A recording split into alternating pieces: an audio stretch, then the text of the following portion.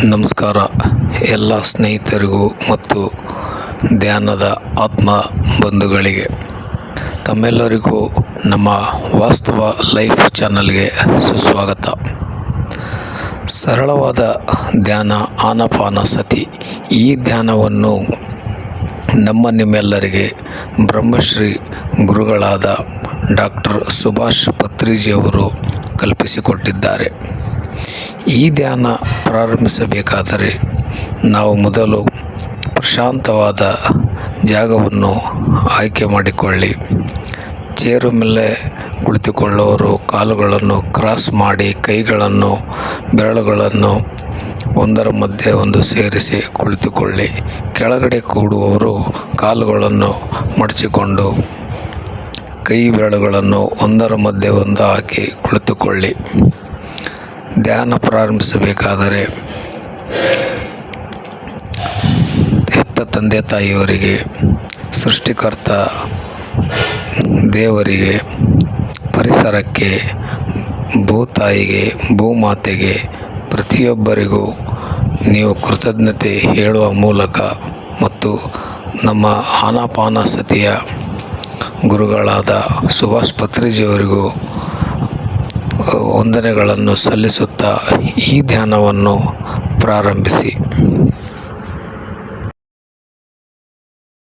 ಉಸಿರಿನ ಮೇಲೆ ಮಾತ್ರ ಗಮನವನ್ನು ನೀಡಿ.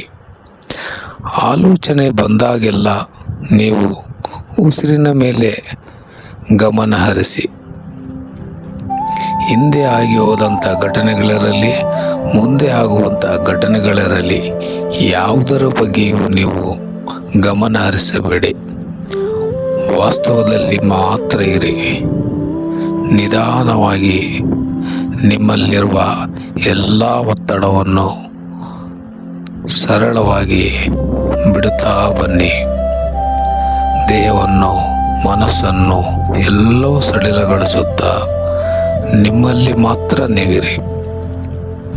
ಮನಸ್ಸು ಮತ್ತು ದೇಹವನ್ನು ಬಿಟ್ಟು ಆತ್ಮದ ಕಡೆ ನಿಧಾನವಾಗಿ ಗಮನ ಹರಿಸಿ. ಧ್ಯಾನದ ಸಮಯದಲ್ಲಿ ಆಲೋಚನಾರಹಿತ ಧ್ಯಾನ ಬಂದಾಗ ನಿಮ್ಮ ಆತ್ಮವು ಸೃಷ್ಟಿಯಾದ ಯೂನಿವರ್ಸಲ್ಗೆ ಸಂಪರ್ಕ ಹೊಂದುತ್ತದೆ. ಆಗ ಆ ಯೂನಿವರ್ಸಿಂದ ಎನರ್ಜಿ ನಿಮ್ಮ ನೆತ್ತಿಯ ಮೇಲಿರುವ ಬ್ರಹ್ಮರಂಧ್ರದ ಮೂಲಕ ಇಡೀ ದೇಹವನ್ನು ಆವರಿಸಿಕೊಂಡು ನಿಮ್ಮಲ್ಲಿರುವ ನೆಗೆಟಿವ್ ಎನರ್ಜಿಯನ್ನು ಹೊರಹಾಕುತ್ತಾ ಎಲ್ಲ ಬ್ಲಾಕೇಜ್ಗಳನ್ನು ಸ್ವಚ್ಛಗೊಳಿಸುತ್ತದೆ. ಧ್ಯಾನ ಮಾಡಬೇಕಾದರೆ ನಿಮ್ಮ ಗಮನ ಉಸಿರಿನ ಮೇಲೆ ಮಾತ್ರ ಇರಲಿ. ಆಲೋಚನೆಗಳನ್ನು ಒಂದು ಸಾರಿ ಬಿಟ್ಟು ನೆಮ್ಮದಿಯಾಗಿ ಪ್ರಶಾಂತವಾಗಿ ಕುಳಿತುಕೊಳ್ಳಿ. ನೀವು ನಿಮ್ಮ ವಯಸ್ಸಿನ ಅನುಗುಣವಾಗಿ ಈ ಧ್ಯಾನವನ್ನು ಮಾಡಬಹುದು.